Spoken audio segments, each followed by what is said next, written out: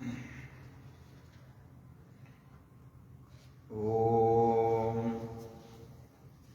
आप्यायन्तु ममाङ्गानि वाक्प्राणश्चक्षुश्रोत्रमथो बलमिन्द्रियाणि च सर्वाणि सर्वं ब्रह्मोपनिषदं माहं ब्रह्म निराकुर्याम् मा ब्रह्म निराकरोत् अनिराकरणमस्त्वनिराकरणं मेस्तु तदात्मनि निरतेय उपनिषत्सु धर्माः ते मयि सन्तु। ओम शांति शांति शांति। सर्वेभ्यो नमो नमः। महर्षि सांदीपनि राष्ट्रीय वेद विद्या प्रतिष्ठान द्वारा संचालित सभी के लिए वैदिक कक्षाएं इस व्याख्यान माला में हम आज उपस्थित हुए हैं और मुझे आज इस मौके पर बोलने का सौभाग्य हमें प्राप्त हुआ है। इसके लिए मैं महर्षि सांदीपनि राष्ट्रीय वेद विद्या प्रतिष्ठान के परम यशस्वी सचिव साहब को मैं सादर प्रणाम करते हुए आप सभी प्रत्यक्ष अप्रत्यक्ष रूप से जो श्रोतृगण जो जुड़े हुए हैं, जो श्रोतागण जो जुड़े हैं, आप सबको मैं सादर वंदन प्रणाम करते हुए आप सबका स्वागत करता हूँ। और आज के व्याख्यान सत्र को मैं आगे बढ़ाते हुए मैं अपने मूल विषय पर आज विषय रखता हूँ। आज का जो मूल विषय है वैदिक गीति काव्य से संबंधित आज मूल विषय है। कल भी शनिवार को मेरा व्याख्यान हुआ था, वह लौकिक गीति काव्य पर हुआ था। जो लौकिक जो संस्कृत वाङ्मय को दो विभाग में है विभाजित किया गया है, एक लौकिक संस्कृत वाङ्मय और वैदिक संस्कृत वाङ्मय। तो जो लौकिक संस्कृत वाङ्मय में जो गीति काव्य का जो आधार है वह सामवेद ही है। क्योंकि वेद में जो सामवेद जो है वो गीति परक वेद है और गीति सुसामाख्या बोल करके जैमिनी जो है बताते हैं कि जिस वेद को गायन विधि पद्धति से जो वेद को गाया जाए, बोला जाए, पढ़ा जाए, वह वेद सामवेद है। तो वहाँ कल जो लौकिक गीति काव्य विषय पर जो व्याख्यान हुआ था उसमें लौकिक गीति काव्य में गीत गोविंद जो मंगल गीत के रूप में जो कल पाठ उसका मूल पाठ के साथ उसका अर्थ पर थोड़ा बहुत व्याख्यान हुआ, विवेचन हुआ। और इसी व्याख्यान के क्रम में आज वैदिक गीति काव्य पर हम भक्ति गीति काव्य पर हम आज व्याख्यान करेंगे। चूँकि वेदों में भी जो भक्ति उपासना की जो विधि बताई गई है विशेष रूप से सामवेद में बताई गई है। सामवेद ऐसे तो सभी चारों वेद ही अपने आप अपने अपने विषय में विशिष्ट है। जैसे ऋग्वेद है वो ज्ञान कांड का प्रतीक है, यजुर्वेद वह कर्म कांड का प्रतीक है, सामवेद जो है वो उपासना कांड का प्रतीक है। और जो अथर्ववेद है वह समस्त जो औषधि कांड है उन औषधि कांडों का औषधियों का उसमें निरूपण करता है, ज्ञान को निरूपित करता है, उसका प्रतीक है। तो सामवेद जो उपासना कांड है वो इस उपासना में भक्ति के माध्यम से, गीत के भक्ति के माध्यम से जो ईश्वर की उपासना की गई है उसका आज उस विषय पर व्याख्यान होगा। लौकिक गीति काव्य में जो उपासना जो बताई गई है, जो भक्ति की जो बात कही गई है, वह देवताओं के प्रत्यक्ष स्वरूप को, प्रत्यक्ष ब्रह्म विष्णु रुद्र आदि उन स्वरूपों को बताया गया है। लेकिन जो वैदिक सामवेद में जो भक्ति जो गीति काव्य है, जो गीति उपासना है, वह प्रकृति के उन रूपों को बताया गया है जो दिन रात जो प्रकृति हमें समस्त सुखों को प्रदान करती है। हमें मधुर जल प्रदान करती है, वायु, शुद्ध वायु हमें प्रदान करती है वह प्रकृति, और हमें सूर्य से प्रकाश प्राप्ति होती है, और इसी प्रकार अंतरिक्ष जो आकाश से हमें जल की प्राप्ति होती है, वृष्टि की प्राप्ति होती है। और इस प्रकार से जो समस्त जो प्रकृति, जो भूमंडल में जो प्रकृति है, वह प्रकृति की उपासना सामवेद में बताई गई है। तो दोनों में थोड़ा यही अंतर है कि एक प्रत्यक्ष रूप से देवता की उपासना लौकिक गीति काव्य में बताई गई है, और वैदिक गीति काव्य में जो सामवेद में प्रकृति के रूप में देवताओं की उपासना की गई है। क्योंकि प्रकृति जो है हमें समस्त सुखों को प्रदान करती है, इसलिए हमारा भी कर्तव्य होता है, हम उस प्रकृति के ऋणी हैं, और उस ऋणी के लिए हमें वेदों में उस प्रकृति के सुरक्षा के लिए, उस प्रकृति को उस रूप में समझने के लिए हमारा क्या कर्तव्य है, हम उसको किस रूप में उस प्रकृति को समझ सकते हैं, जान सकते हैं, हम कैसे उसकी उपासना कर सकते हैं भक्ति के माध्यम से, वह सामवेद में बताई गई है। यह भक्ति जो है दो प्रकार से मुख्य रूप से बताई गई है। पहला जो है पंचभक्ति और दूसरा सप्तभक्ति प्रकार है। पंचभक्ति जो सामवेद में जो पंचभक्ति उपासना जो विधि बताई गई है वह, और जो सप्तभक्ति विधि बताई गई है, ये दोनों ही श्रौत याग में जो ऋत्विज होते हैं, विशेषकर जो उद्गात्रिगण में जो ऋत्विज होते हैं, उनमें उद्गात्रिगण में जो 4 ऋत्विज होते हैं प्रधान रूप से, उन चारों ऋत्विजों को लेकर के 5 प्रकार की भक्ति की उपासना विधि बताई गई है।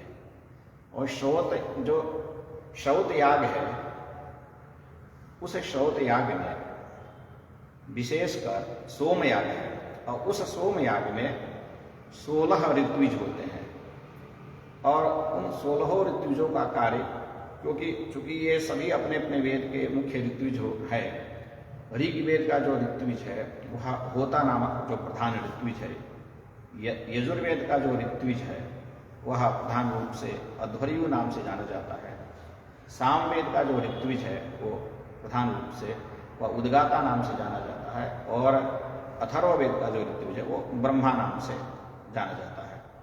इन चारों प्रधान ऋत्विजों के अंदर में 4 और भी ऋत्विज होते हैं।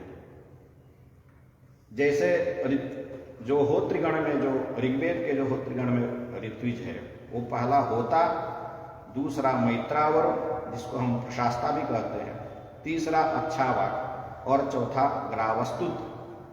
इसी प्रकार अध्वर्युगण में भी जो 4 ऋत्विज जो है वो अध्वर्यु पहले, प्रतिप्रस्थाता दूसरा, नेष्टा तीसरा और उन्नेता चौथा है।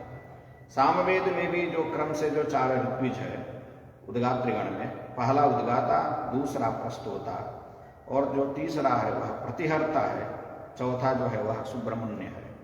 ऐसे ही अथर्ववेद का जो ऋत्विज में जो सहायक ऋत्विज लोग जो उनके जो उस गण में आते हैं, वह ब्रह्मा जो प्रधान ऋत्विज है, ब्राह्मणाच्छंसी द्वितीय ऋत्विज जाना जाता है, और आग्निध्र अथवा आग्नीत यह तीसरा, और पोता चौथा ऋत्विज है। तो मैं जिस विषय को बताना चाह रहा था कि सामवेद के जो ये प्रमुख जो ऋत्विज है उद्गात्रिगण में, इनका कार्य है कि ये चारों ऋत्विज जो है इनमें 5 प्रकार की भक्तियों को गाने की इनकी जिम्मेदारी है। वो 5 प्रकार की भक्ति, मतलब साम में जो सामगान में 5 प्रकार के भक्ति को विभाजित किया गया है। जैसे कोई एक मंत्र लेकर कर उसमें 5 भक्ति को कैसे गाया गया है, गायत्री मंत्र पर यदि हम समझेंगे तो उसको जो है गायत्री मंत्र पर जो है वो जो 5 जो भक्ति है, 5 जो इसके उद्गात्रिगण के जो ऋत्विज है उनका कैसे पाठ करेंगे, उसको मैंने इसको एक रखा है। पहला है हिंकार भक्ति। तो हिमकार जो है वह पहले हिम से उच्चारण करेंगे।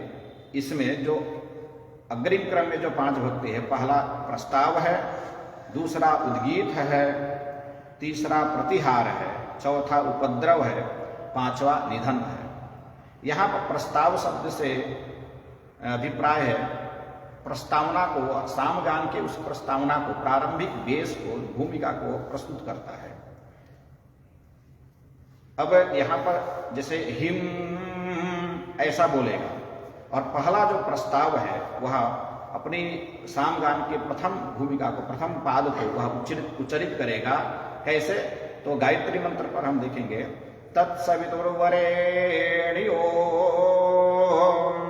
या प्रस्तोता नामक ऋत्विज इसका पाठ करेगा। और उद्गीत नामक जो ऋत्विज है वह ओम बोल करके, ओम भार्गो देवस्य धीमहि धियो यो नः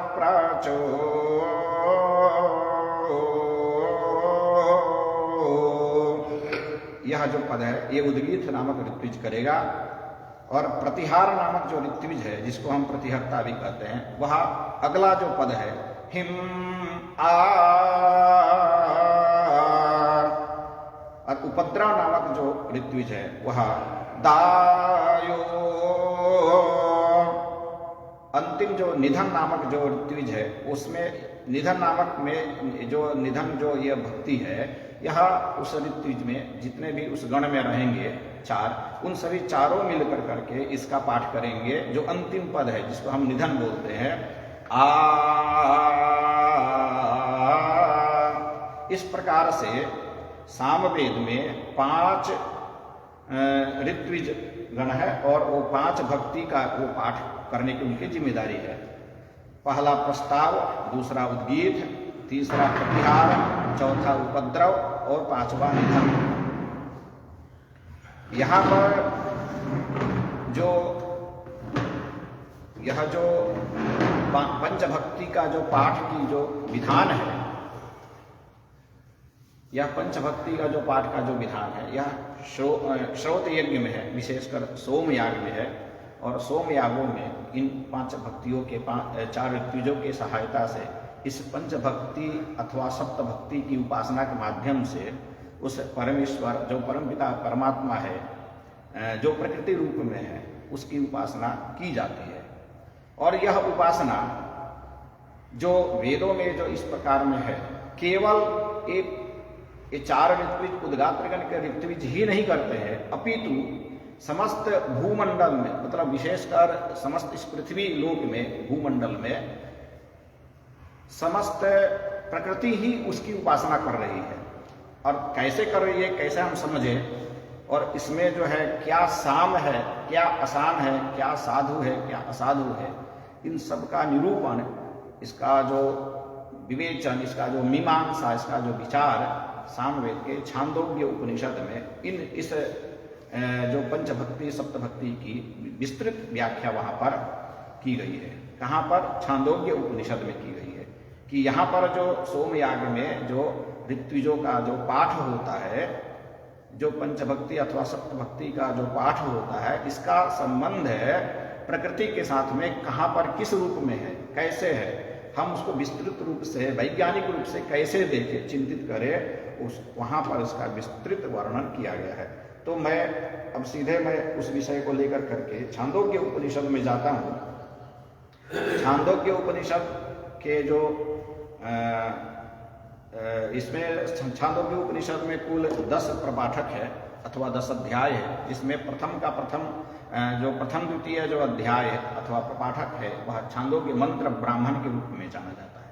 और तृतीय और जो चतुर्थ तृतीय अध्याय से लेकर करके जो 10वां अध्याय अथवा प्रपाठक तक जो है वो जहाँ प्रारंभ होता है, यहाँ पर इसका जो है इसकी निरूपण किया गया है। ये जो पंचभक्ति अथवा जो सप्तभक्ति है इसका निरूपण किया गया है। तो मैं आपको मूल पाठ करते हुए उसको पंचभक्ति सप्तभक्ति को किस रूप में निरूपित किया गया है, मैं उसको पाठ के माध्यम से उसके व्याख्या और यथासाथ उसका विवरण विस्तृत रूप से मैं प्रस्तुत करता हूँ। समस्तस्य अथ द्वितीयोऽध्यायः प्रथमखण्डः समस्तस्य खलु साम्योपासनं साधु खलु यत्साधु तत्सामीत्याचक्षते यत्साधु तत्सामीति। यह बताता है कि समस्त साम की उपासना साधु है। साधु मतलब शुद्ध है, पवित्र है। जो साधु होता है वह साम उसको कहते हैं। मतलब जहाँ पर शुद्धता, पवित्रता और सच्चरित्रता है वह साम, वहाँ पर उन सभी स्थानों पर हम साधु समझे उसको। मतलब साम का मतलब होता है साधु, जो सुसंस्कृत हो, जो पवित्र हो और जो सच्चरित्रवान हो, वह साधु है। और इसके विपरीत में जो असाधु होता है वह उसको हम असाम नाम से जानते हैं। इसी प्रकार तदा ताप्याहु साम्नैनम उपागादिति साधुनैनम उपागादित्येव तदाहुरसाम्नैनम उपागादित्येव साधुनैनम उपागादित्येव तदाहुः। इसी विषय में कहते हैं कि इसके पास साम गान के द्वारा जो गया है, साम के भाव से जो जाता है वह साधु भाव से जाता है, और जो असाम भाव से जो जाता है वह असाधु भाव से जाता है। अतः मनुष्य को, मानव को हमेशा साधु भाव में जीवन जीना चाहिए। साधु भाव से यदि जीवन जीता है कोई भी मनुष्य, तो वह साम के भाव में जीवन जीने की उसको समझनी चाहिए। मतलब वो साधु सच्चरित्रवान जीवन जीता है, साधु के तद्वत जीवन जो जीता है वह साम की ही उपासना करता है, उसको साम के स्वरूप मानना चाहिए। वह साम वेद की उपासना के तद्वत उसको फल की प्राप्ति होती है। और इसके विपरीत में जो असाधु जीवन जो जीता है वह मनुष्य असाम के श्रेणी में आता है। इस प्रकार जो साम की ये उपासना जो करता है, तो अथोताप्याहु सामनोवतेति यत्साधोति साधुवतेत्येव तदाहुरसामनोवतेति यतसाधुवत्यसाधुवतेत्येव तदाहुः। इसके अनंतर ऐसा भी कहते हैं कि हमारा साम अर्थात जब शुभ होता है तो हम प्रायः यह कहते हैं कि हम साध अपने जीवन में जो साधु के तद्वत हम चरित्र हम अपनाए हैं और साधु के जैसा हम व्यवहार किए हैं, हमारा जो व्यवहार, हमारा जो आचरण साधु के तद्वत है, तो साम है। इस प्रकार हम अपने आप को बहुत ही सुख पाते हैं और उसको अच्छा ऐसा महसूस होता है कि अच्छा हुआ। लेकिन इसके विपरीत में यदि वो असाधु का जीवन चरित्र यदि वो अपने जीवन में यदि अपनाता है, तो उसके साथ में हमेशा कुछ ना कुछ दुर्घटनाएं होते रहती है, उसको दुख प्राप्त होता है, उसको संतप्त प्राप्त होता है। इसलिए असाधु का जो रूप है, जो असाम का रूप है, उसको त्याग कर प्रत्येक मनुष्य मानवों को साधु जीवन व्यतीत करना चाहिए। इससे उसको सुख की प्राप्ति होती है। इसका सार रूप में ये कहना चाहता है। स एतदेवं विद्वान् साधु सामेत्युपास्ते अभ्यासोह यदेनं साधवो धर्मा आत्गच्छेयुरुपचनमेयुः। इस प्रकार साधु जीवन व्यतीत करने वाला मनुष्य सुख को प्राप्त होता है और वह अत्यंत विनम्र भाव वाले होते हैं। अब हम यहाँ जो द्वितीय खंड है, यहाँ से जो पंचभक्ति वाला जो उपासना की बात जो हम बताए थे, पंचभक्ति और सप्तभक्ति, यहाँ से प्रारंभ होता है। लोकेषु पंचविधं सामोपासीता पृथ्वी हिंकारः अग्निः प्रस्तावः अंतरिक्षमुद्गीतः आदित्यः प्रतिहारः द्यौर्निधनम् इत्यूर्ध्वेषु। यहाँ जो पंचभक्ति जो मैं बता रहा था कि प्रकृति स्वयं 5 प्रकार की भक्ति साम की उपासना कर रही है। प्रकृति कैसे कर रही है? तो कह रहा है कि जो लोकेशु मतलब इस लोक में 5 प्रकार की साम की उपासना हो रही है। तो पृथ्वी जो है वह हिंकार का उच्चारण कर रही है। पृथ्वी हिम मतलब जो घूर्णन कर रही है पृथ्वी, उस पृथ्वी के घूर्णन करने के कारण से ओंकार ध्वनि उच्चरित हो रहा है भूमंडल में। वह ओंकार ध्वनि उच्चरित जो रूप है वह हिंकार का प्रतिरूप है। और अग्नि जो है वह प्रस्ताव के रूप में उपासना कर रहा है। अग्नि जो है वह प्रस्ताव है और अंतरिक्ष जो है वह उद्गीत के रूप में है। आदित्य जो है, जो सूर्य है, वह प्रतिहार के रूप में है। और जो द्युलोक है, जो स्वर्गलोक है, वह निधन के रूप में माना जाता है। तो एक तो नीचे से हमको ऊपर लेके गए, मतलब पृथ्वी से लेके गए, क्योंकि पृथ्वी को हिंकार प्रथम जो पंचभक्ति में प्रथम भक्ति माना, और अग्नि को द्वितीय भक्ति जो प्रस्ताव रूप में, अंतरिक्ष को तृतीय भक्ति जो आदित्य सूर्य के रूप में,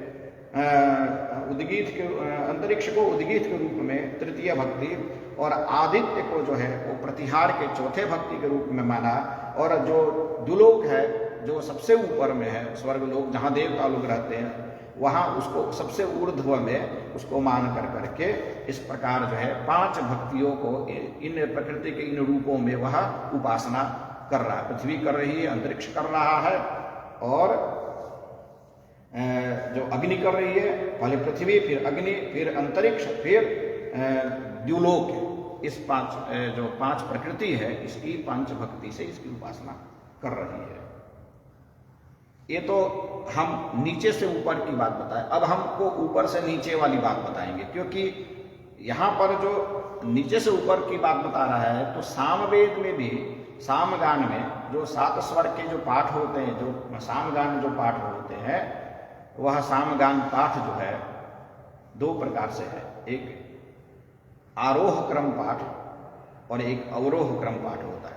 आरोह क्रम में हमको नीचे से ऊपर स्वरों को चढ़ाते हैं, जैसे चाता, जाता, अब जाता तक हम नीचे से ऊपर चढ़े, जैसे उपात्वा,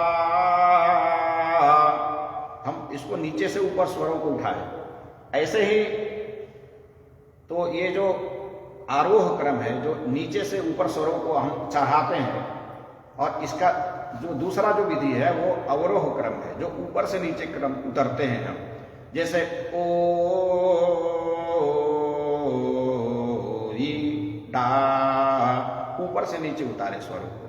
तो यहाँ मेरे समझ से यहाँ जो बात बता रहा है कि साम में जो स्वर की जो उच्चारण का जो पद्धति विधान है, वह आरोह क्रम और अवरोह क्रम, नीचे से ऊपर और ऊपर से नीचे। यहाँ भी वही बात को बता रहा है कि पहले तो आरोह क्रम में बता दिया कि नीचे पृथ्वी, उसके बाद अग्नि, उसके बाद अंतरिक्ष, और उसके बाद जो है आदित्य, और उसके बाद द्युलोक। ये जो बताया कि पहला पृथ्वी और अग्नि, उसके बाद जो है अंतरिक्ष, उसके बाद जो है आदित्य, उसके बाद अंत में द्युलोक।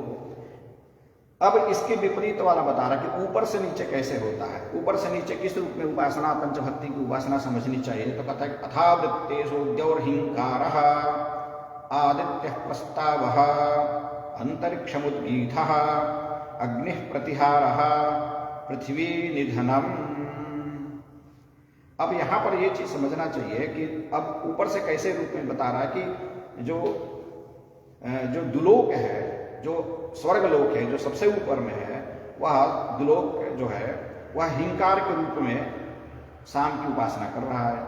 आदित्य जो उससे थोड़ा नीचे है, वह प्रस्ताव के रूप में शाम की उपासना कर रहा है। और जो तृतीय जो भक्ति है, वह अंतरिक्ष लोक है, वह उद्गीत के रूप में शाम की उपासना, भक्ति की उपासना कर रहा है। और जो अग्नि है, वह प्रतिहार के रूप में उस भक्ति की, चौथा भक्ति की उपासना कर रहा है। और जो पृथ्वी जो सबसे नीचे है, वह निधन के रूप में शाम की उपासना, भक्ति उपासना कर रहा है। अब देखिए यहाँ पर आरोह क्रम और अवरोह क्रम दोनों बातों को यहाँ पर ये बताने का भाव यही है कि शाम में भी ऐसी उपासना होता है, सामगान में उपासना होती है। तो प्रकृति में भी जो है, ये जो प्रकृति के जो भाग है, पृथ्वी, अंतरिक्ष, पृथ्वी, अग्नि, अंतरिक्ष, आदित्य और द्युलोक, ये भी उस शाम के पंचभक्ति की अपने अनुसार उपासना कर रहे हैं। अब ये मेरे समझ से यहाँ पर यह समझना चाहिए कि पृथ्वी को निधन क्यों बताया है। पृथ्वी को निधन इसलिए कहा, और इससे पहले किसको निधन बताया, वह द्युलोक को निधन बताया। क्योंकि मनुष्य जब पृथ्वी लोक में जीवन जब यापन करता है, तो जो सत्कर्म करता है, तो उसकी भी जो है एक स्तर जो है नीचे से ऊपर बढ़ता है। मतलब वो सत्कर्म करता है तो उसके सत्कर्म करने के उस पुण्य का फल होता है कि वह स्वर्गलोक को प्राप्त होता है। क्योंकि वेदों में आया है कि जो शौत इत्यादि जो याग है, 10 प्रणवास इत्यादि याग है, उससे स्वर्ग की प्राप्ति होती है। तो उसकी भी जो गति होती है वो नीचे से ऊपर की तरफ गति होती है। अब लेकिन जो ऊपर से नीचे जो पृथ्वी को फिर निधन बताया है, तो पृथ्वी को निधन कैसे हो गया। तो ये मेरे समझ से, व्यक्तिगत मैं अपना जो समझता हूँ कि देवता लोग जो स्वर्ग लोक में रहते हैं, उनका भी जो पुण्य क्षय हो जाता है, जो कि गीता में बताया है, पुण्य क्षय मर्त्य लोक है, ऐसा करके जो है कि देवताओं के भी जब पुण्य जब क्षय होता है, तो वो भी पृथ्वी पर आकर उनका जन्म लेना पड़ता है और पृथ्वी पर उनका निधन होता है। तो निधन दोनों स्थिति में, द्युलोक में भी निधन हो रहा है, मतलब जो नीचे से ऊपर जा रहे हैं पुण्य कर्म कर करके मनुष्य, और देवता ऊपर से नीचे जो है उनका पुण्य जब क्षय होता है तो वो पृथ्वी पर आकर के उनका निधन हो रहा है। तो इस प्रकार से दोनों स्थितियों में जो है, और ये पृथ्वी को इसलिए निधन हम बता रहा है क्योंकि जो एक निघंटु ग्रंथ है उसमें पृथ्वी को क्षमाक्षा क्षोणी नाम से बताया है, क्योंकि इस पृथ्वी पर ही समस्त जीव प्राणियों का क्षरण होता है, नाश होता है। इसलिए जिस पृथ्वी पर क्षरण और नाश होता है इसलिए उसका नाम क्षोणीक्षा क्षमा इत्यादि नाम से जाना जाता है, क्योंकि वो पृथ्वी जो है वह उस पर समस्त जीव प्राणियों का क्षरण नाश होता है, इस कारण से वह क्षोणी कहलाई पृथ्वी। तो इस कारण से जो निधन वाली जो बात पृथ्वी को जो बताई गई है यहाँ इससे ये सिद्ध होता है। अब हम आगे बढ़ते हैं, क्योंकि इसमें बता रहा है कि कल्पन्ते हास्मै लोका ऊर्ध्वश्चावृत्ताश्च एतदेवं विद्वान् लोकेषु पंचविधं सामोपास्ते। यदि इस प्रकार भाव और अर्थ को समझ कर करके जो इस साम की उपासना का रहस्य जो जानता है और इसका जो उपासना करता है, भक्ति इसका करता है, वह ऊर्ध्व और अधोमुख लोक भोग के रूप में उपस्थित रहता है। मतलब वो स्वर्ग लोक का भी सुख को प्राप्त कर लेता है, उस रहस्य को समझ लेता है, और जो अधोलोक जो पृथ्वी लोक का जो रहस्य है उसको भी उस उपासना रहस्य को, उस पुण्य को प्राप्त कर लेता है। ये जो इस प्रकार जो रहस्य जान करके शाम की उपासना करता है, भक्ति करता है, वह ऊर्ध्व और अधोलोक दोनों लोकों का सुखों को वो प्राप्त कर लेता है। आगे जो प्रकृति में जो वृष्टि होती है, जो जल वर्षा होती है, उसमें कैसे साम पंचभक्ति की उपासना होती है, तो इसमें बता रहा है वृष्टौ पंचविधं सामोपासीता पुरोवातो हिंकारः मेघो जायते सप्रस्तावः वर्षति सौद्गीधो विद्योतते स्तनैति सप्रतिहारः उद्गृह्णाति तन्निधनम्। अब बता रहे कि वृष्टौ मतलब जल में भी जो वृष्टि होती है, वर्षा में भी 5 प्रकार के साम की उपासना हो रही है। 5 प्रकार के साम मतलब ये पंचभक्ति की उपासना वर्षा होने में भी अनुभूति करे, देखे समझे कि वर्षा हो रही है, तो यहाँ भी 7 प्रकार की इस पंचभक्ति की उपासना प्रकृति स्वयं कर रही है। कैसे कर रही है, तो कहता है कि पुरोवादो हिंकार, जो हिंकार जो जो पहला जो भक्ति है, वह हिंकार जो वर्षा होने से पहले पुरोवाता मतलब वाता मतलब वायु जो बहुत तेज से वायु जो बहती है, वर्षा होने से पूरा मतलब पहले जो हवा तेज से बहती है वह हिंकार का रूप में उसको समझ लेना चाहिए। और मेघो जायते सब प्रस्ताव, मेघ काले काले मेघ इकट्ठा होकर करके मेघ दिख रहे हैं, वह मेघ जो है उसको प्रस्ताव समझना चाहिए, प्रस्ताव भक्ति समझनी चाहिए। और वर्षति स उद्गीतः, और जो वर्षा जो बरसता है, जो बारिश होती है, उसको उद्गीत भक्ति समझनी चाहिए। तीसरा, और विद्योतते स्तनयति, जो विद्युत जो चमकता है उसको प्रतिहार रूप में चौथी भक्ति समझनी चाहिए। और उद्गृह्णाति तन्निधनम, जो जल वर्षा होने के बाद जब वो अपने मेघ अपने स्थान को जल को समेट लेता है तो वह निधन रूप में उसको समझ लेना। उद्गृह्णाति मतलब जल को समाप्त कर लेना, मतलब वर्षा समाप्त कर देना, वह निधन रूप में समझ लेनी चाहिए। तो इस प्रकार से जो प्रकृति में पंचभक्ति की उपासना वर्षा होते समय इस रूप में समझनी चाहिए।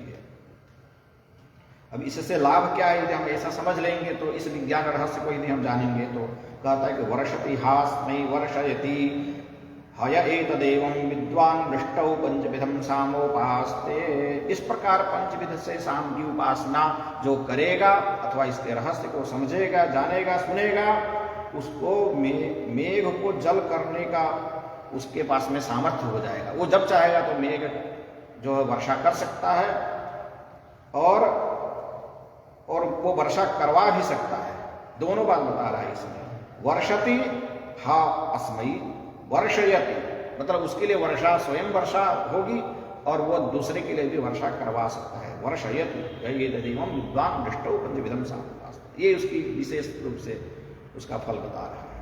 अब ये जो विज्ञान है, ये जो छांदोग्य उपनिषद में जो भाव को जो बताना चाहता है, जो विस्तृत ये जो रहस्य को बताना चाहता है, मोटे तौर पर जो है मैं आपके सामने बताता जा रहा हूँ, लेकिन इसको यदि वैज्ञानिक लोगों के सामने बैठ कर करके या अन्य वेदों के विद्वान लोग बैठ करके इस विषय पर चिंतन करेंगे तो निश्चित ही कुछ ना कुछ हमारे राष्ट्र के लिए, हमारे विश्व के लिए, हमारे देश के लिए निश्चित ही जो है यह जो छांदोग्य उपनिषद बहुत ही कारगर है, बहुत ही मतलब सिद्ध माना जाएगा। अब आगे मैं चलता हूँ। समस्त जो जल है, सभी प्रकार के जलों में 5 प्रकार की इस भक्ति को कैसे समझना चाहिए, तो बता रहा कि सर्वास्वप्सु पंचविधम सामोपासीता मेघो यत् संप्लवन्ते सहिंकारः यत् वर्षति सप्रस्तावः याः प्राच्यस्यन्दते सौगीथः याः प्रतीच्य सप्रतिहारः समुद्रो निधनम्। अब यहाँ बता रहा कि सामान्य रूप से जल को हम कैसे उस 5 प्रकार के भक्ति में समझे, तो कहता है कि वर्षा होने से पहले जो मेघ यत् संप्लवन्ते, एक जगह एकत्रित होते हैं काले काले मेघ जो दिखते हैं, वह उसको हम हिंकार समझते हैं। प्रथम भक्ति उपासना समझनी चाहिए। जो वर्षा हो रही है उसको हम द्वितीय प्रस्ताव रूप में भक्ति समझे, और जो वर्षा होने के बाद जल जो पूरब की तरफ बह करके जा रहा है, पूर्व दिशा की तरफ नदी हो, जैसे पूर्व दिशा मतलब भारत के यदि मानचित्र में देखेंगे तो यदि पूर्व दिशा की तरफ गंगा ही तो प्रवाहित हो रही है, उत्तर से आकर के पूर्व की तरफ जो जा रही है, तो पूर्व दिशा की तरफ जा रही है गंगा, तो पूर्व दिशा में जो गंगा का जो रूप है जो जाता है, वह पूर्व दिशा में वो उद्गीत का रूप में समझने चाहिए। उद्गीत मतलब प्रकृति उस उद्गीत के रूप में उपासना कर रही है। और जो चौथा जो है, जो पश्चिम की तरफ जो जल प्रवाहित हो रहा है, कुछ जल पूरब की तरफ चले जाते हैं, कुछ जल जो है पश्चिम की तरफ जा रहे हैं, तो जो पश्चिम की तरफ जो जल प्रवाहित होकर के जा रहे हैं उसको हम प्रतिहार के रूप में समझनी चाहिए। और दोनों तरफ ही समुद्र है, यदि आप पूरब तरफ जाइए तो भी समुद्र है, पश्चिम की तरफ जाइए तो भी समुद्र है, तो दोनों तरफ जाके समुद्र में जल गिर रहा है, तो वहां जाकर जल अपने अपने स्थान पर जाकर के उस समुद्र में जाकर के निधन के रूप में प्राप्त कर लेता है, निधन को प्राप्त कर लेता है, मतलब निधन के रूप में वह प्राप्त हो जाता है, वह जल, वहां जल की समाप्ति हो जाती है। तो इस प्रकार पंचभक्ति की उपासना जो है बताई गई है। अब इसका लाभ क्या है, इसको यदि हम इस रूप में समझते हैं तो ये 5 भक्ति की उपासना यदि हम जान लेते हैं तो इससे हमें क्या लाभ मिलता है, तो न हाप्सु प्रैत्यप्सुमान भवति य एतदेवं विद्वान् सर्वास्वप्सु पंचविधं सामोपास्ते न हा अपसु। जलों में वो कभी मृत्यु उसकी प्राप्ति नहीं होती है, मतलब जल को डूबता नहीं है। हाँ, और अपसुमान भवति, और उसके पास में अनाग मतलब जल की प्राप्ति रहती है, उसके घर में जल कभी वरुण देवता की कभी मतलब ऐसा नहीं कि जल समाप्त हो गया, या उसके खेत में जो है जल सूख गए, या उसके जो ये जो कुएं जो है उसमें जो जल समाप्त हो गया, बैठ जाओ, इस प्रकार से जो है बताया गया। तो ये 2 लाभ है कि वो जल में कभी उसकी मृत्यु नहीं होती है और उसके पास जल की कभी कमी नहीं होती है। आगे बढ़ते हैं। अब बात ये जो पंचभक्ति का जो है, अब इसको ऋतुओं में कैसे समझना चाहिए। ऋतुओं में भी बता रहा है कि ऋतुषु पंचविधं सावोपासीता वसंतो हिंकारः ग्रीष्मः प्रस्तावः वर्षा उद्गीथः शरद प्रतिहारः हेमंतो निधनम्। 6 प्रकार जो ऋतु है उसको इन ऋतुओं में कैसे 5 प्रकार से भक्ति की उपासना बताई गई है। ऋतु क्योंकि ऋतु किसके रूप में है, प्रकृति के रूप में है, ऋतु आ रही है, तो वो ऋतु भी जो है इस 5 प्रकार के भक्ति के रूप में उपासना कर रही है। तो इसमें जो है जो बसंत ऋतु है वह हिंकार के रूप में समझनी चाहिए, हिंकार भक्ति के रूप में। ग्रीष्म ऋतु जो है वो प्रस्ताव के रूप में समझनी चाहिए, वर्षा को उद्गीत के रूप में, और शरद ऋतु को प्रतिहार के रूप में, प्रतिहार भक्ति के रूप में, और हेमंत ऋतु को जो है निधन के रूप में समझ लेनी चाहिए। क्योंकि हेमंत के विषय में बताया है, पहले तो हम बसंत के रूप में समझे कि वसंतः हिंकारः, क्योंकि हिम जो ओम है, ओम का जो प्रतिरूप है हिम, वह बसंत ऋतु का प्रतिपादक है। तो बसंत ऋतु में सभी समस्त प्राणियों का जो हृदय उसमें बसा रहता है, इसलिए उसका नाम बसंत है। समस्त प्राणियों का, क्योंकि बसंत ऋतु में बहुत ही सुमनोहर दृश्य हो जाता है, और कोयल को इत्यादि आवाज आती है, आम में मंजर आ गया, तो ये सब जो है बहुत ही हृदय, सबको सबका मन उसमें बसा रहा था। इसलिए सर्वेषां प्राणी नाम मनः यस्मिन् वसति यस्मिन् ऋतौ वसति सा सैव वसंतः, ऐसा उसका नाम वसंत, मेरे समझ से जो नामकरण हुआ है समस्त प्राणियों का। ऐसे ही यदि हम आगे बढ़ेंगे, वर्षति सब वर्षा ऋतु, जो वर्षा हो रहा है इसलिए वर्षा ऋतु, और शरत ऋतु का, फिर हेमंत ऋतु के बारे में भी बताया गया है कि हेमंत ऋतु का जो नामकरण हन हिंसा धातु से, क्योंकि हेमंत ऋतु में ठंडी ज्यादा रहती है और ठंडी होने के बाद जो ये पेड़ पौधे, पेड़ जो इनके पत्ते सब झड़ जाते हैं, हाँ पत्ते मर जाते हैं, तो वहां पर हाँ इन प्रकृति में इन सब का हनन होता है, मतलब सबका क्षरण होता है, मनुष्यों के भी मानवों के भी जो चर्म होते हैं ये भी झड़ता है, ये भी एक बार नया निकलता है। तो इस कारण से इसका नाम इसलिए हेमंत है कि हन हिंसा धातु से कारण से इसका नाम हेमंत है। और प्रायशः आप देखिए गाँव में ठंडी के मौसम में जितने वृद्ध लोग होते हैं, प्रायशः जो 80 के ऊपर जो 70-80 होते हैं जो बीमार रहते हैं, वो प्रायशः इसी हेमंत ऋतु में ही शांत होते हैं। इसलिए यहाँ इसके हेमंत ऋतु को हेमंत क्यों कहते हैं, ये हमें अपने तरफ से, ये निरुक्त में मैं पढ़ा हूँ, वहां पर इसका निर्वचन हेमंत ऋतु का किया है, इसलिए मैं इस प्रसंगवत में बोल दिया। और इसी कारण से इसका नाम निधन भी है, क्योंकि हेमंत ऋतु में ही समस्त प्राणियों का निधन होता है, समापन होता है, फिर नए पत्ते निकलते हैं, नई प्रकृति में नए नए कोमल कोमल पत्ते निकलते हैं। तो इसका ये भी वैज्ञानिक कारण है। अब इसका इस रूप में जान लेने से, ऋतुओं में शाम की उपासना कर लेने की इस रहस्य को जानने से लाभ क्या है, तो कल्पन्ते हास्मा ऋतवा ऋतुमान भवति एतदेवं विद्वान् ऋतुषु पंचविधं सामोपास्ते। जो इसे इस प्रकार जानने वाला पुरुष ऋतुओं में 5 प्रकार के शाम की उपासना करता है, वह ऋतु अपने अनुरूप भोग देती है। ऋतुएं जो है उसके उस मनुष्य के अनुरूप भोग देती है, मतलब उसको जो है ये जो बसंत ऋतु में उसको उस बसंत का सुख प्राप्त होगा, वर्षा ऋतु में उसको मतलब प्राप्त उसको वर्षा प्राप्त होगी, और हेमंत ऋतु में उसके जो है ये जो जितने भी जो ऋतुओं के अनुसार उसका जो लाभ जो बताई गई है वो सारे लाभ उसको प्राप्त होंगे, इसका भाव ही है। आगे बढ़ते हैं, पशुओं में भी 5 प्रकार की शाम की उपासना बताई गई है। वो कैसे, तो पशुषु पंचविधं सामोपासीता अजाहिंकारः अवयः प्रस्तावः गाव उद्गीतः अश्वा प्रतिहारः पुरुषो निधनम्।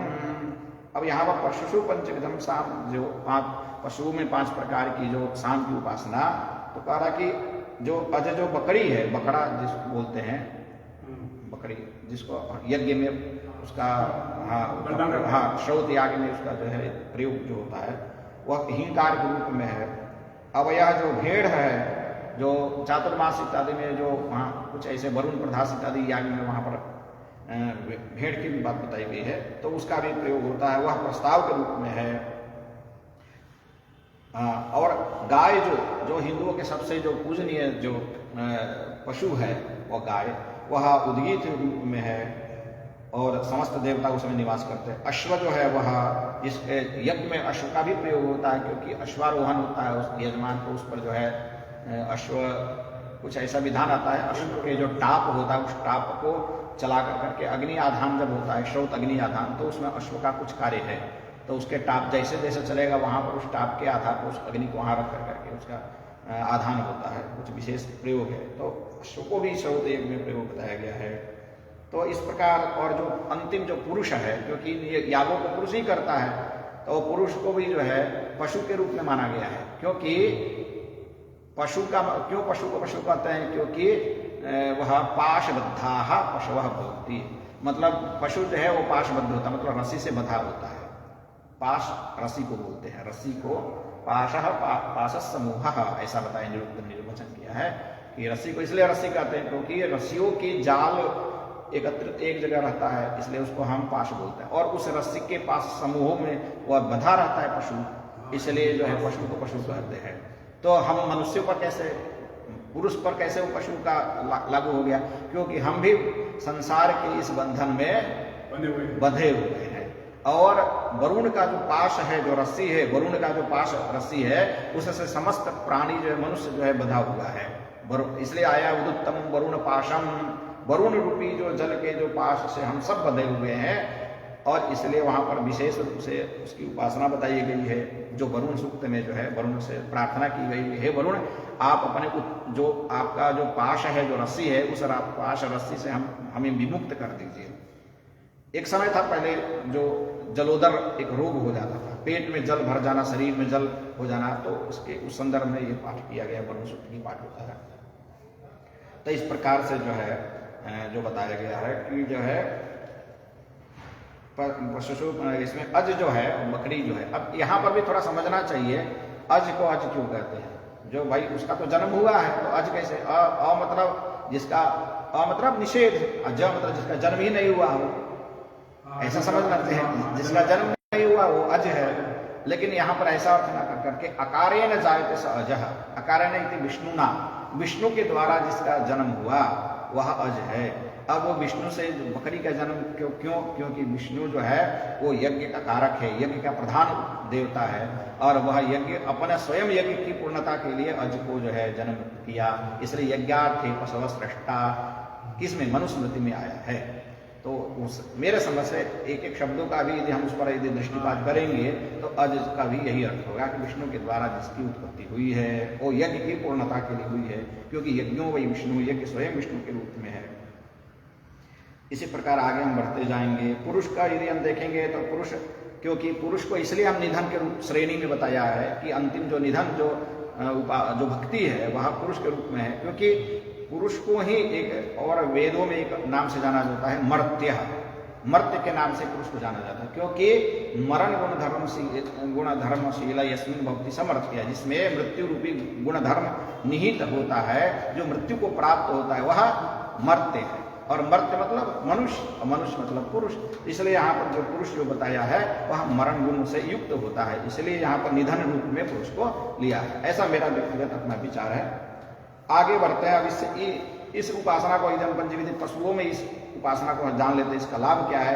तो भवन्तिहास पशवः पशुमान भवति एतदेवं विद्वान् पशुषु पंचविधं सामोपासते।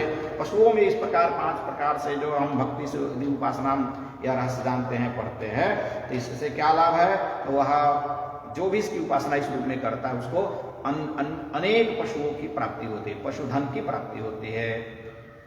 आगे बढ़ते हैं। अब प्राणेषु पंचविधम परो वै सामोपासीत। प्राण में कैसे 5 प्रकार की उपासना होती है। जो प्राण है तो उसमें कहता है कि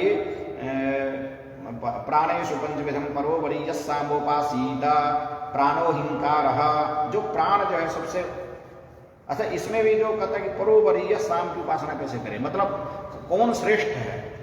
मतलब जो प्राण में भी प्राण जो शरीर का जो इंद्रिय है, इनमें भी श्रेष्ठ कौन, एक से एक दूसरा कौन श्रेष्ठ है, कौन उसके नीचे में है, कौन ऊंचा में है। तो इसको बता रहा है कि प्राण सबसे ऊपर में ऊंचा है, श्रेष्ठ है, वह हिंकार के रूप में है। वाक जो है वो दूसरे नंबर पर प्रस्ताव के रूप में है। उद्गीत उससे नीचे है, जो श्रोत्र मतलब कान के रूप में है। और प्रतिहार जो उसके बाद में है वह मन के रूप में है। और निधन जो है श्रोत्रम प्रतिहारः निधनम परोवरीयान् शिवा एतानि। एक बार फिर से आपको बोल रहे हैं इसमें। प्राणः हिंकारः, प्राण हिंकार, वाक प्रस्ताव, चक्षु उद्गीत, आंख जो है वो उद्गीत के रूप में है, उद्गीत के रूप में जानना चाहिए। और जो श्रोत्र है, जो कान है, वो प्रतिहार के रूप में। और मन जो है वो निधन के रूप में। क्योंकि मन इसलिए निधन के रूप में क्योंकि मन जो स्थिर नहीं रहता है। मन जो है कभी मन ही मनुष्य को जो है मोक्ष भी दिला देता है। मन जो है मनुष्य को जो है वो भवसागर के अंदर में डुबा भी देता है। प्राण क्या है? प्राण, हाँ, प्राण को 1 नंबर पर हिंकार के रूप में, हाँ, वाक को प्रस्ताव रूप में, हाँ, और चक्षु को उद्गीत के रूप में, उद्गीत, और श्रोत्र को प्रतिहार रूप में, हाँ, श्रोत्र मतलब कान, और मन को निधन के रूप में बताया है। क्योंकि मन इसलिए निधन है क्योंकि मन स्थिर नहीं रहता है। और मन ही मनुष्य को जो है सुख और दुख दोनों प्राप्त करवाता है, इसलिए वह निधन के श्रेणी में आता है मन। ठीक है। इस प्रकार जो एक परोवरीय मतलब एक कौन श्रेष्ठ है, कौन उसके नीचे है, इस अर्थ को जान लेने से क्या लाभ क्या होता है? तो परोवरीयो हास्य भवति परोवरीय सहलोकान जयति एतदेव विद्वान प्राणेषु पंचविधम परोवरीय सामोपास्त इति तु पंचविधस्य। वह इस प्रकार एक कौन किसी से श्रेष्ठ वाला यह रहस्य जो जान लेता है प्राणों में, वह लोकान जयति समस्त लोगों को विजय प्राप्त कर लेता है। उससे मतलब उससे कोई मतलब वह समस्त लोगों को पराजित कर करके उस पर वह विजय प्राप्त कर लेता है। मतलब वो श्रेष्ठ माना जाता है। प्राणियों मनुष्यों में प्राणियों में सर्वश्रेष्ठ मनुष्य वो प्राण रूप में प्राप्त करता है। ठीक है, इसका भाव यह हुआ। अब यहाँ पर हम 7 प्रकार की जो भक्ति, अब ये तो 5 प्रकार की भक्ति वाला था, अब 7 प्रकार की भक्ति की उपासना कैसे होती है अति संक्षिप्त रूप में बता देता हूँ क्योंकि समय हो गया है। अथ सप्तविधस्य वाची सप्तविधम सामोपासीता, 8वां खंड से यहाँ से प्रारंभ होता है। यत्किंच वाचो होमिति हिंकारः, यत्प्रेति स प्रस्तावः, यदेति स आदिः, यदुदिति स उद्गीतः, यत्प्रतीति स प्रतिहारः, यदुपेति स उपद्रवः, यन्नीति तन्निधनम्। अब ये वाणी में जो 7 प्रकार के साम की उपासना जो बताई गई है वो 7 कौन कौन है उसको लिखना है तो लिख सकते हैं। पहला हुम है, दूसरा जो है हुम जो है हिंकार के रूप में है। पहला जो है हुम हिंकार के रूप में है, दूसरा प्रस्ताव के रूप में है, तीसरा जो है आदि के रूप में है और चौथा उद्गीत के रूप में है। पहला हुम हिंकार के रूप में, दूसरा प्रस्ताव के रूप में, तीसरा आदि के रूप में, चौथा उद्गीत के रूप में, पांचवा प्रतिहार के रूप में, छठा उपद्रव के रूप में, सातवां निधन के रूप में है।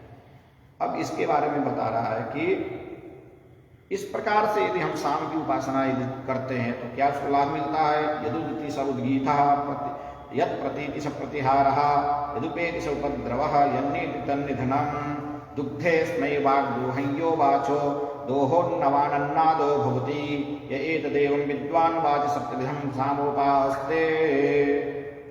बताता कि इस प्रकार से जो पुरुष वाणी में 7 प्रकार की साम की उपासना कर लेता है, वह वाणी उसे वाणी जो कुछ वाणी का दोह मतलब वो वाणी के माध्यम से वो कुछ भी प्राप्त कर सकता है। उसको प्रचुर मात्रा में धन और अन्न से वह मनुष्य संपन्न हो जाएगा। क्योंकि वाणी की उपासना, वाणी के प्रयोग कैसे करने के लिए बताया है, वेद ने बताया, ऋग्वेद में बताया है, सत्वमिवति तमुना।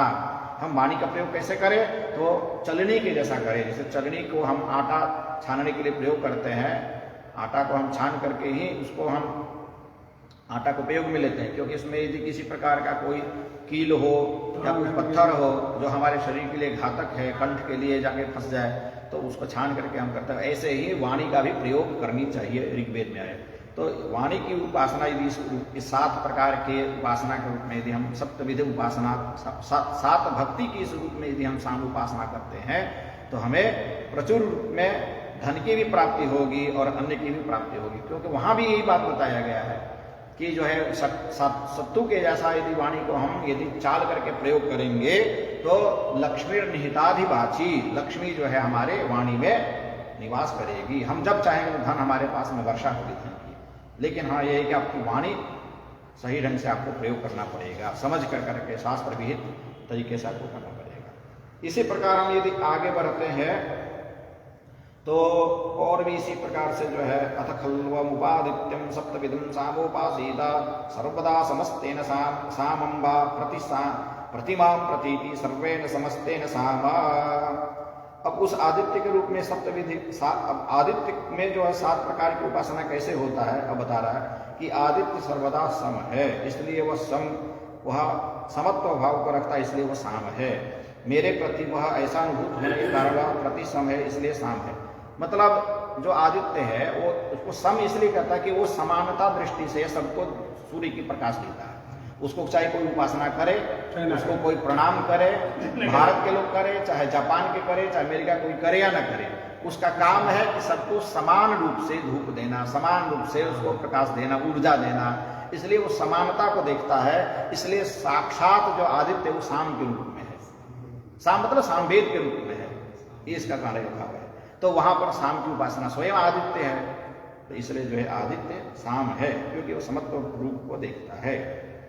आगे तस्मिन् निवानि सर्वाणि भूतानि अन्वायत्तानीति विद्या तस्य प्रयत्प्रोदयात् स हिंकारः तदस्य पशवो अन्वायत्तास्तस्मात् ते हिं कुर्वन्ति हिंकारभाजिनो हेतस्य साम्नः। उस आदित्य में ये संपूर्ण भूत अनुगत है, मतलब समस्त प्राणी जो है उस सूर्य में ही अनुगत है, क्योंकि उसके प्रकाश से बाहर तो कुछ है ही नहीं है, ऐसा समझना चाहिए। जो उस आदित्य के उदय से पूर्व, जो सूर्य उदय से पूर्व की जो स्थिति होती है वो 7 प्रकार के वो जो सप्तविध जो भक्ति उसको बता रहा है कि सूर्य के उदय से पूर्व की जो स्थिति वो हिंकार है। उस सूर्य का जो हिंकार रूप है उसे पशु अनुगत करते हैं, क्योंकि सूर्य उदय होने के बाद ही जो है पशु इत्यादि जो है अनुगत, मतलब उसके बाद जो है वो चलने, मतलब अपना दिनचर्या का पालन करने लगते हैं। सब सूर्य उदय होने के बाद ही तो समस्त प्राणी अपने दिनचर्या का पालन करते हैं, और इससे वे हिंकार करते हैं, मतलब वो ध्वनि करते हैं, जैसे कुक्कुट जैसे किया, अन्य अन्य पशु जो है, जैसे सूर्योदय हुआ पशुओं का आवाज सुनाई देने लगेगी। सूर्योदय होने से पहले कोई पशु की आवाज नहीं सुनाई देगी। और इस प्रकार से जो है ही इस आदित्य रूप शाम की हिंकार भाजन है। आगे अथ यत् प्रमथोदिते संप्रस्तावः तदस्य मनुष्या अन्वायत्तास्तस्मात् ते प्रस्तुति कामाः प्रशंसा कामाः प्रस्ताव भाजनो हेतस्य साम्नः। सूर्य के पहले उदित होने पर जो रूप होता है वह प्रस्ताव है, मतलब सूर्योदय अभी नहीं हुआ, उससे पहले थोड़ा थोड़ा हल्का सा लालिमा जैसे दिख रही है, जिसको हम उषा काल बोलते हैं, उसके उस रूप के मनुष्य अनुगामी है, मतलब मनुष्य को उस समय उठ जाना चाहिए, मतलब सूर्योदय से पहले मनुष्य उसका अनुकरण करते हैं, सब बता रहा है। तो प्रत्येक मनुष्य को सूर्योदय से पहले ही उठ जाना चाहिए, प्राय से सभी उठ ही जाते हैं, जग जाते हैं, क्योंकि उस सूर्य का अनुकरण, क्योंकि सूर्य उठ रहा है तो हमें भी जग जाना चाहिए, उसका अनुकरण करते हैं। तो अतः वे प्रस्तुति और प्रशंसा की इच्छा वाले हैं, क्योंकि मनुष्य हमेशा प्रशंसा चाहता है कि हमारे लोग स्तुति करें, हमारी प्रशंसा करें। क्यों? क्योंकि इस शाम की प्रस्ताव भक्ति का सेवन करने वाले हैं, क्योंकि वो प्रस्ताव भक्ति वाला सूर्य का जो उदय से पूर्व की स्थिति होती है वो प्रस्ताव भक्ति है। अब प्रस्ताव इसलिए नाम है क्योंकि प्रस्तुति, क्योंकि सब उसकी स्तुति करते हैं कि भाई जल्दी से सूर्य उदय होता है, इसलिए मनुष्य उसका अनुगमन करता है। वैसे मनुष्य भी चाहता है कि लोग हमारी केवल प्रशंसा करें, हमारी स्तुति करें, हमारी कोई निंदा ना करे, उसमें वो लक्षण घटित आ जाता है, वो गुण उसमें आ जाता है। वो जो स्तुति और प्रशंसा की जो गुण इसलिए आता है, मनुष्य चाहता है क्योंकि उसका संबंध प्रस्तोता के साथ में सूर्य का है, ये इसका रहस्य है, इसका कहने का मतलब। अथ यत् संगव मेलायां सादित्यस्तस्य वयांसि अन्वायत्तानि तस्मात् तानि अंतरिक्षेनारंभानि अदायात्मानं परिपतन्ति आदिभाजिनो हेतस्य साम्नः। अब कहता है कि सूर्य जब उदय हो जाता है उसके बाद का जो समय होता है संगव बेला, मतलब जब गाय चरने के लिए जब बाहर निकलती है, उस संगव बेला के समय में पक्षीगण भी बाहर जाते हैं उड़ करके चरने के लिए, अपने मतलब एक स्थान से दूसरे स्थान जाते हैं दाना पानी इत्यादि के लिए पक्षीगण। इसलिए पक्षीगण उसके अनुकरण करते हैं, किसका? आदित्य का अनुकरण करते हैं, क्योंकि वे इस शाम के आदि का भाजन करने वाले हैं, इसलिए वे अंतरिक्ष में अपने को निराधार में सब ओर ले जाते हैं। पक्षीगण आकाश में निराधार घूम रहे हैं आराम से, बढ़िया से। क्यों? क्योंकि जो है आदित्य भी उसी प्रकार बाहर निराधार होकर के स्वच्छंद होकर के घूमता है। बहुत इसका क्या रहस्य है, देखिए ये सब ऋषि लोग देखे हैं, जो देखे अपने ध्यान अवस्था में, उपासना अवस्था में, उन चीज़ों को उन अनुभूति रूप में प्रकृति में जो घटनाएं घटित होगी या होने वाली है या हो रही है, उसके उस रहस्य को इसमें डाला है। लेकिन इसको और विस्तृत रूप से हमें आज बैठ करके समझ करके जानने की आवश्यकता है, समझने की आवश्यकता है। थोड़ा सा बस लास्ट अंतिम है ये। अब जो अथ यत् संप्रति मध्यम दिने सौद्गीथः ततस्य देवानवायत्ताः तस्मात् ते सत्तमाः प्राजापत्यानाम् उद्गीतभाजनो हेतस्य साम्नः। अब जब मध्य दिवस में आदित्य का जो रूप होता है, मध्याह्न काल की बात बता रहे, सूर्य का रूप होता है, वह क्या किस रूप में जाना जाता है? उद्गीत के रूप में जाना जाता है, क्योंकि इसके उस रूप को देवतागण अनुगत करते हैं। मध्याह्न काल जो होता है, उस मध्याह्न काल को देवता जो है उस समय अनुगत करते हैं। मध्याह्न काल में देवता मतलब विशेष रूप से उसका अनुगत मतलब उसका अनुकरण करते हैं उस सूर्य का। इसी से वे प्रजापति से उत्पन्न हुए प्राणियों में सर्वश्रेष्ठ है। कौन? इसी से वे प्रजापति से उत्पन्न हुए प्राणियों में सर्वश्रेष्ठ है, क्योंकि वे इस शाम की उद्गीत भक्ति की भागी है। जो मध्याह्न, सूर्य का जो मध्याह्न काल है, जैसे अभी मध्याह्न काल होने वाला है, यह मध्याह्न काल हमको किस रूप में समझ लेना चाहिए? सप्तभक्ति के उद्गीत के रूप में समझ लेना चाहिए। अब उसे उद्गीत की उपासना देवता उसका अनुगत करते हैं, उनका अनुकरण करते हैं। इसलिए मध्याह्न काल में देवताओं की मतलब, इसलिए मध्याह्न संध्या जो है बताई गई है कि मध्याह्न काल में मध्याह्न संध्या करना बहुत ही प्रभावी है, क्योंकि देवतागण उसमें साक्षात रूप से प्रकट करते हैं। क्योंकि हम नहीं बता रही इसमें, तो ये बता रहा है कि मध्याह्न काल देवताओं का काल होता है। आगे बढ़ते जाते हैं, बस लास्ट। अथा यदूर्ध्वम, ये तो हो गया है, हाँ। अथा यदूर्ध्वम मध्यन्ति न प्राग प्राह्नात् प्रतिहारस्ततस्ते गर्भा अन्वायत्ताः तस्मात् ते प्रतिहृतान्नावपद्यन्ते प्रतिहारभाजिनो हेतस्य साम्नः। आदित्य का जो रूप मध्याह्न के पश्चात का जो रूप होता है, जो अपराह्न काल होता है, वह किस रूप में जाना जाता है? प्रतिहार के रूप में जाना चाहिए। जो पंचभक्ति है, सप्तभक्ति में प्रतिहार जो भक्ति है, वह मध्याह्न के बाद का जो समय होता है उसको समझ लेनी चाहिए। उसके उस रूप में अनुगामी गर्भ होते हैं, जो गर्भस्थ जो जीव प्राणी होते हैं, वह उसमें निवास करते हैं, उसके अनुगामी होते हैं।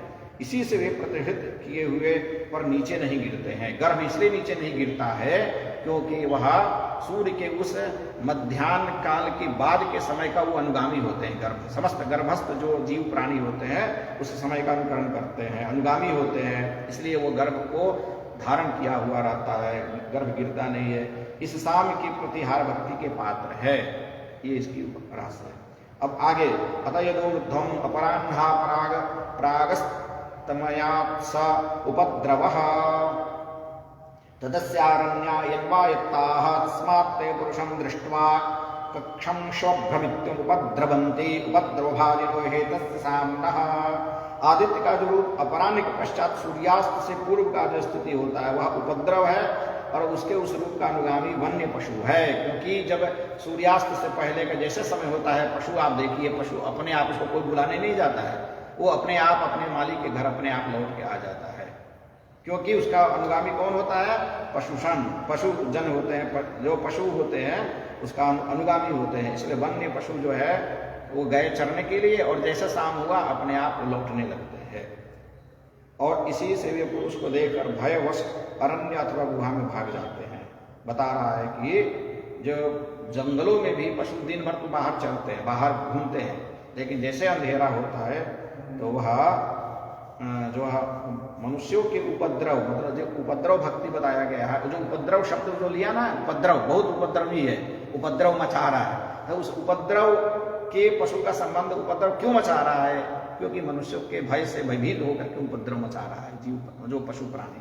इसीलिए उपद्रव निधन का उसमें गुण उसमें आने के कारण से वह पशु भय से अपने जंगलों में रात को पुनः अपने वन में चला जाता, अथवा जो गांव में रहने वाले पशु वो अपने मालिक के स्थान पर घर में आ जाते हैं, सुरक्षित जगह पर आ जाते हैं, क्योंकि वो भय उनको भी भय लगता है।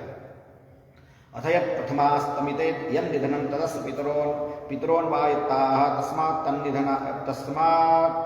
तस्मात्तान्निदधाति निधनभाजिनो हेतस्य साम्ना एवं खल्वमुपादित्यं सप्तविधं सामोपास्ते। आदित्य का जो रूप सूर्यास्त से पूर्व होता है, जो सूर्यास्त से पूर्व होता है जो आदित्य का रूप, वह निधन है। उसके उस रूप का अनुगत पितृगण होते हैं, इसी से उसे स्थापित करते हैं, क्योंकि पितृगण निश्चय ही इस शाम की निधन भक्ति के पात्र है।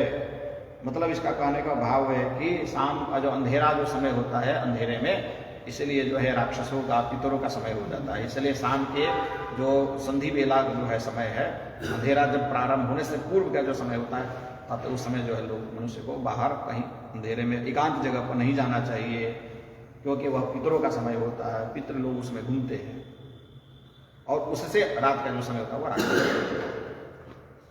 इस प्रकार से जो है सप्तविध जो उपासना को जो है बता रहा है कि अथ खल्वात्म संवितम अतिमृत्युम सप्तविधम सामोपासीता। वो मृत्यु को मनुष्य तर जाता है, मृत्यु उससे दूर रहती है, मृत्यु को प्राप्त नहीं करता है, वो अमृत को प्राप्त कर लेता है, जो इस प्रकार अक्षर के रूप में जो जान लेता है। अब इनकी अक्षर के रूप में बता देता है कि हिंकार त्रयक्षरम, हिंकार इति त्रयक्षरम। जो हिंकार है, हिंकार 3 अक्षर है, इसलिए 3 अक्षर तत्समम, ये दोनों एक समान है। हिंकार भी 3 अक्षर वाला, प्रस्ताव भी 3 अक्षर वाला, 3 3 6 हो गए, इसको संख्या जोड़ते जाइएगा। अदिति इति द्वयक्षरम, आदि इति द्वयक्षरम, जो आदि है वह 2 अक्षर वाला, आदि 2 अक्षर वाला है। प्रतिहार इति चतुरक्षरम, तत्इहैकम तत्समम, प्रतिहार 4 अक्षर वाला, आदि 2 अक्षर वाला। प्रतिहार में जो 4 अक्षर है उसका 1 अक्षर आदि में 2 अक्षर में जोड़ देंगे तो ये भी 3 हो गया, ये भी 3 हो गया, 3 3 फिर 6 हो गए, टोटल 12 अक्षर हो गए अभी तक। अब आगे बता रहा है कि उद्गीत इति त्रयक्षर, उपद्रव इति चतुरक्षरम। उद्गीत जो है 3 अक्षर वाला हुआ, और जो उपद्रव जो है ये 4 अक्षर वाला, तो ये 7 3 4 3 7, पहले 12 थे, 12 7 कितने हो गए, 19 हो गए ना। 3 अक्षर वाला है तो 19 में 3 और जोड़ देंगे, कितने हो गए, 22 हो गए। तत्सममेव भवति तानि वा एतानि द्वाविंशति अक्षराणि, एकविंशति इति आपनोति, एकविंशो वा इतो वा सादित्यो वा द्वाविंशेव परमादित्याज्जयति तन्नाकं तद्विशोकम। कहता है कि जो 22वां जो है वो आदित्य के रूप में समझ लेनी चाहिए, 22वां को। हाँ, बाकी 21 जो है ये इस रूप में समझ लेनी चाहिए, जो ये अक्षर के रूप में, और जो अंतिम जो अक्षर है जो कभी जिसका नाश नहीं होता है, वह अंतिम जो है अक्षर है वह सूर्य आदित्य है। आपनोति हादित्यस्य जयं परो हास्यादित्य जयो भवति, एतदेव विद्वात्मन् संवितम अतिमृत्यु सप्तविधम सामोपास्ते सामोपास्ते। यहाँ समापन हुआ इसको। तो इस प्रकार जो शाम की उपासना करता है वो अति मृत्यु को पार कर जाता है, मृत्यु उसको स्पर्श भी नहीं करती है, वह मनुष्य शरीर रहते हुए भी वो अमृत को प्राप्त कर लेता है। इस रहस्य को जो जान लेता है, इस अक्षर की जो अक्षर, क्योंकि ये जो ओम इत्येतदक्षरम उद्गीतम उपासीता, ओम जो एक अक्षर है उसकी उपासना शुरू में प्रारंभ में बताया, तो अक्षर ब्रह्म की उपासना उपनिषदों में बताई गई। उस अक्षर ब्रह्म की किस रूप में कैसे उपासना करनी चाहिए, तो श्रौत याग में इसका क्या निरूपण है, कैसे पाठ होता है, उस पाठों को करते हुए आज हम इस रूप में